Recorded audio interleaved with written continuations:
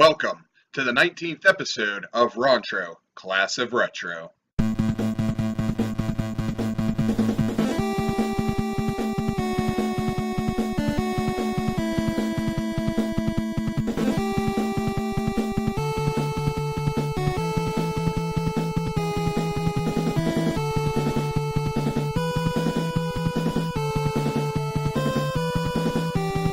Hello everyone, and welcome to another episode of the Class of Retro.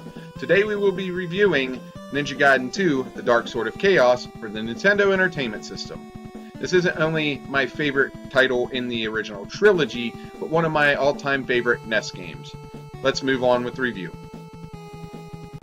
Ninja Gaiden 2, The Dark Sword of Chaos was published and developed by Tecmo for the Nintendo Entertainment System April 6, 1990 in Japan, May 1990 in North America, and October 27, 1994 in Europe, and is an action platforming game. This game has also seen multiple releases on multiple platforms over the last 25 plus years. This game was designed by Hideo Yoshizawa. In Japan, this game is known as Ninja Ryu Kenden 2 Enkoku no Jashin Ken, which translates as Legend of the Ninja Dragon Sword 2, the Demonic Sword of Darkness. Must have been a running trend in different countries for this game to have different names, because in Europe it was known as Shadow Warriors 2, the Dark Sword of Chaos, alternatively known as Shadow Warriors 2 Ninja Gaiden 2.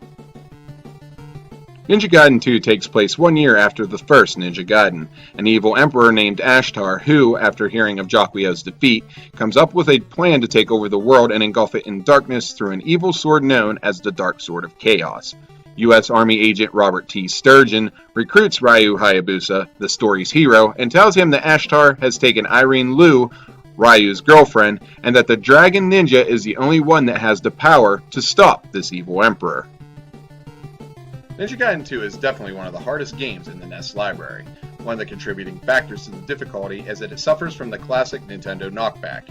You get hit, you will be knocked back, and 8 times out of 10, you'll probably gravitate to the nearest hole. Expect to die a lot in this game. Ah! Really? This is bullsh! You gotta be kidding! Son of a... Ah, come on! Just like the first Ninja Gaiden, the player controls Ryu Hayabusa through a series of platforming levels called acts. Players have the ability to jump and latch onto and off of walls and ladders. One of the best features of this game is that you can now climb up and down walls, unlike the first game where you couldn't move once you were latched onto a wall. You could also use your power boost items while grappling the walls and ladders. These power boosting items are as follows: windmill throwing stars, which move back and forth like a boomerang; invincible fire wheel, which creates a barrier of 3 fireballs, destroying any enemy that touches them; and fire dragon balls, which hurls fireballs diagonally downwards, just to name a few. There are other items found throughout the game that will help the Dragon Ninja along the way. You can find scrolls of the Spirit of the Dragon that increase Ryu's ninja power permanently, 1-ups, and medicine that partially refills your health. Another new feature of Ninja Gaiden 2 is Ryu can now split his body to create 2 clones in an orange ninja suit to help him fight his way through Ashtar's endless horde. Ninja Gaiden 2 has to have one of the best soundtracks in the NES library. We have 2 different composers to thank for such great music: Ryuichi Nida and Mayuko Okumura. Just listen to this incredible music.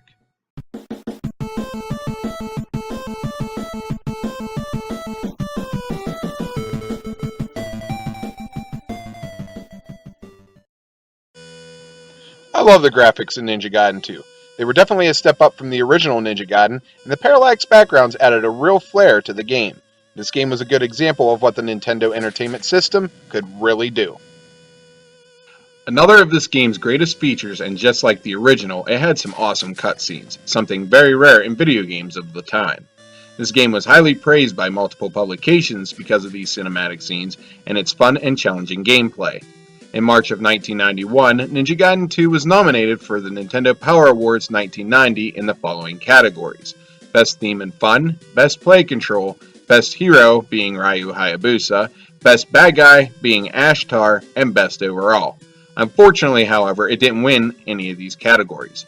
In Nintendo Power's 100th issue in September of 1997, it was listed as the 49th best game of all time in its 100 best games of all time list. I'm going to share a memory with you while you continue to watch this amazing cutscene. Back when Ninja Gaiden 2 was first announced, I remember how excited my father was. He really enjoyed the first Ninja Gaiden game, and I loved watching him play it. When he told me that another game in the series was going to be coming out soon, I shared in his joy. The 90s seemed to usher in an era of ninja-themed stuff. It was because of this series I begged my parents for a ninja costume for Halloween. If I had to rate this game, it would be an 8 out of 10. Does it hold up well? Absolutely. The reason the game loses a couple points is the annoying knockback that seems to gravitate you to the nearest hole, and the fact that if you kill an enemy too far back from where it spawned, it will spawn again. As annoying birds make life difficult enough as it is, and it really sucks when you end up having them respawn on you over and over again. Otherwise, it is a pretty solid action platformer that will be sure to bring you hours of fun, and it is rather cheap. You can find it for around $10 to $15.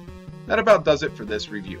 If you have any fond memories that this game brings back, then please share it in the comment section below, along with any questions, comments, suggestions, or requests. Be sure to hit that subscribe button if you haven't already, and check out the links in the description below. It has links to all my social media pages, along with a link to my partner's YouTube channel, Retromageddon, and a link to our combined channel known as R&R Gaming, so be sure to give them a look. Make sure you stick around after the credits for a quick tip. This is your host, Rontro, and I'll see you next time on the Class of Retro. Game on!